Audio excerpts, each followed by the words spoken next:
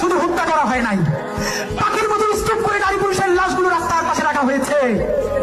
সেই বড় হত্যাকারী আওয়ামী লীগ, তাদেরকে যারা চেপেছে তারা হলো সেই দিল্লি ভারত জামাতে ইসলামী। স্পষ্ট মনে রাখেন, সাইদি জামিতের জামাতকে ভারতের দাবিদার হতে দিব না।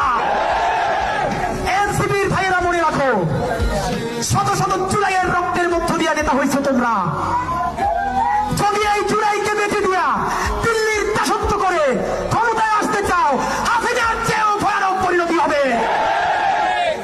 আমার ভাইদের রক্তের মধ্য দিয়া দিল্লির সাথে মিটিং করে কি করতে চাও? আমরা বেঁচে থাকতে হইতে দিব না।